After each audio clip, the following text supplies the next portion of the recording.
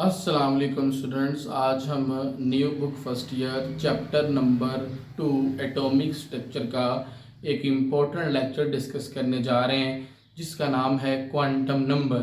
ठीक, तो सबसे पहले तो हम क्वांटम नंबर को डिफाइन कर लेते हैं।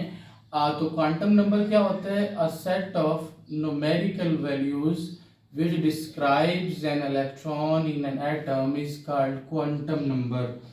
तो स्टूडेंट्स मैंने यहाँ पे कुछ न्यूमेरिकल वैल्यूज का सेट लिखा है। n is equal to 2, l is equal to 1, m is equal to -1 और s is equal to 1/2।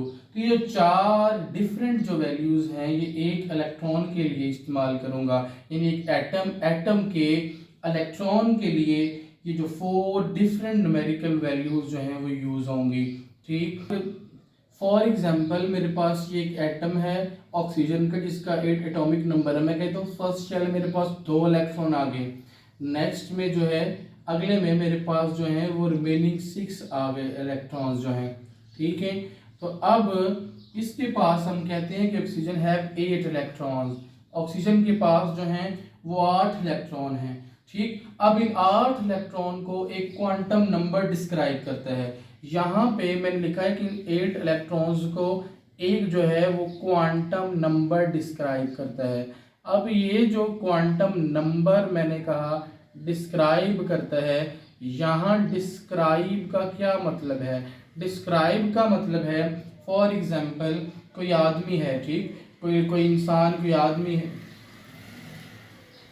Quantum number जो है वो डिस्क्राइब करता है।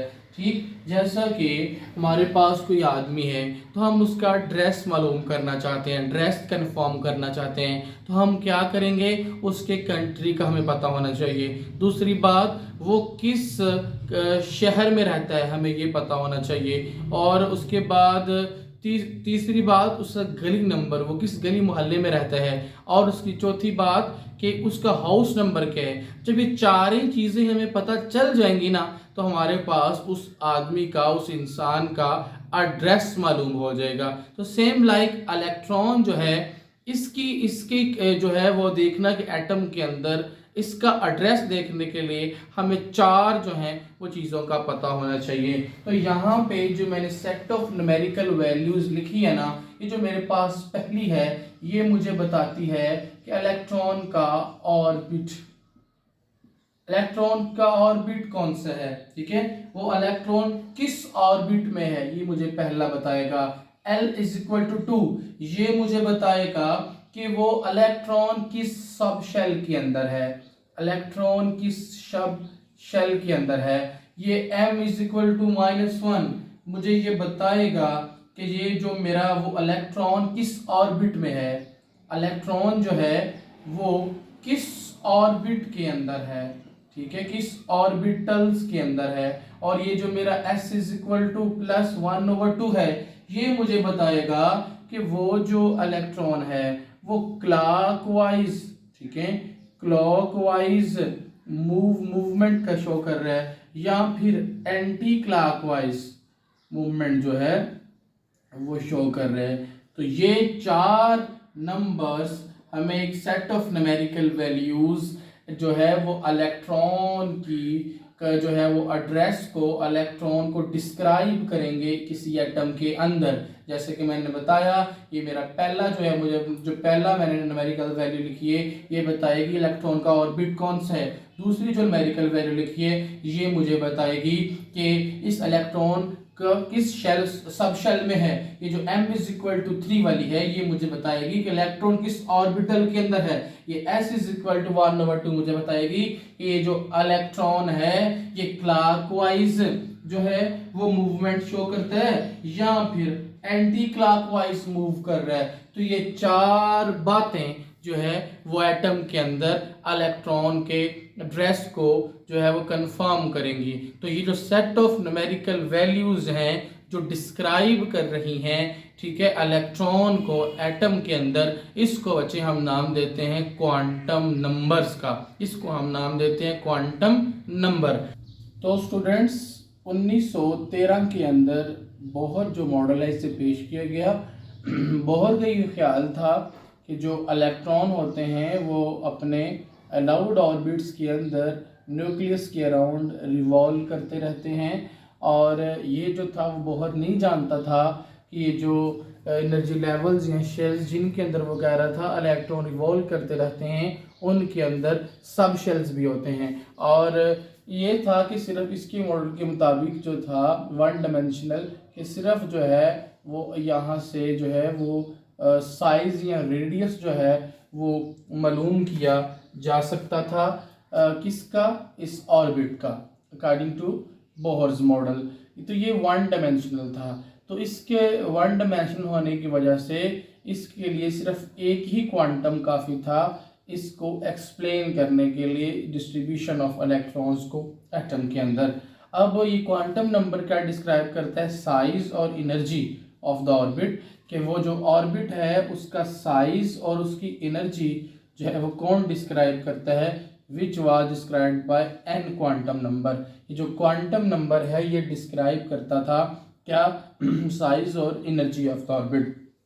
तो अगर आप देखें तो फॉर एन जो है, मैं कहता हूँ ये मेरे पास न्यूक्लियस है, एक ऑर्बिट है तो इसके लिए क्वांटम नंबर 1 है, दूसरा इसके लिए क्वांटम जो है 1 इज इक्वल टू वैल्यू 2 है, तीसरा है तो एन की वैल्यू 3 है।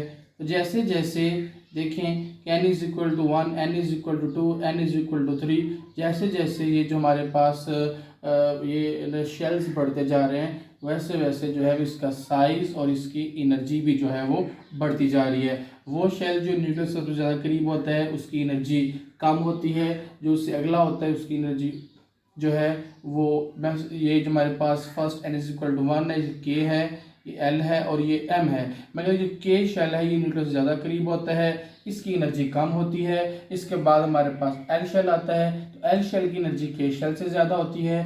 फिर हमारे पास एल शेल है उसकी जो एनर्जी है वो एम शेल से कम होती है, एम शेल की एनर्जी ज़्यादा होती है। तो जैसे जैसे एटम का साइज़ बढ़ता जा रहा है वैसे वैसे इसकी एनर्जी भी ऑर्बिट की बढ़ती जा रही है। तो ये बेसिकली ये जो एनर्जी लेवल्स और ये जो साइज़ और एनर्जी है ऑर्बिट की, इसको हमारे पास ये डिस्क्राइब कर रहे हैं क्वांटम नंबर। नेक्स्ट जो है वो कहते हैं कि 1927 के अंदर, ठीक है, 1927 में श्रोडिंगर वेव इक्वेशन ने कहा कि जो इलेक्ट्रॉन्स के मुताबिक इलेक्ट्रॉन जो है वो शो करते हैं वेव लाइक फंक्शंस जो हैं वो शो करते हैं। तो सर जो श्रोडिंगर वेव इक्वेशन थी ये बेसिकली 3 डायमेंशनल जो थी वो थी। अब ये 3 डायमेंशनल क्या है कि उसने कहा कि जो इलेक्ट्रॉन हैं वो न्यूक्लियस के अराउंड 3D क्लाउड के अंदर जो हैं वो रीजन के अंदर पाए जाते हैं, जिन्हें हम ऑर्बिटल्स कहते हैं। अब ऑर्बिटल्स की हमें जो है वो मुकम्मल वजाहत के लिए हमें चाहिए उसकी लंबाई, ऊंचाई और चौड़ाई। तो उसके लिए उसको डिफाइन करने के लिए फिर हमें क्या करना पड़ेगा, जो है वो इसको रिक्वायर्ड होंगे 3 कोऑर्डिनेट्स या 3 quantum numbers to describe the orbitals in which electron found. तो वो जो मैंने बताया कि न्यूक्लियस के अराउंड 3D क्लाउड रीजन्स के अंदर इलेक्ट्रॉन पाए जाते हैं जिन्हें ऑर्बिटल्स कहते हैं। अब इन ऑर्बिटल्स को डिस्क्राइब करने के लिए कि इलेक्ट्रॉन कहाँ है, इलेक्ट्रॉन की अरेंजमेंट जो है वो देखने के लिए अब हमें 3 जो है वो जो कोऑर्डिनेट्स और 3 क्वांटम नंबर की ज़रूरत पड़ेगी। ठीक, तो अब ये जो 3 क्वांटम नंबर्स हैं कहते हैं कि that are come from Schrodinger wave equation are n principal, angular l और उसके बाद मैग्नेटिक एन क्वांटम नंबर। अब ये जो हमारे पास पहला है प्रिंसिपल क्वांटम नंबर एन, ये डिस्क्राइब करता है साइज को, और ये जो एंगुलर है जिसको हम एल से डिनोट करते हैं ये शेप बताते हैं। ठीक है, हमारे पास ये बेसिकली कंसेप्ट देता है हमें सब शेल्स के बारे और उनकी शेप बताता है। इसके अलावा जो हमारे पास मैग्नेटिक एम है ये ओरिएंटेशन बताता है, खला के अंदर सिमत बताता है। ठीक है, तो ये सब ऑर्बिटल्स की, तो ये बेसिकली हमारे पास जो है वो श्रोडिंगर वेव इक्वेशन है। तो ये इसका हमने ऊपर वाला आपकी बुक का पैराग्राफ जो है इंट्रोडक्शन, ये जो क्वांटम नंबर का ऊपर वाला पैराग्राफ अब जो है वो हम क्वांटम नंबर्स हमने डेफिनेशन को स्टडी किया और उसके अलावा बोहर और श्रोडिंजर वेव इक्वेशन के बारे हमने स्टडी किया। ठीक, उसके बाद अब हम वन बाय वन करके तो ये जो क्वांटम नंबर्स हैं इन्हें हम जो है वो एक्सप्लेन करते हैं।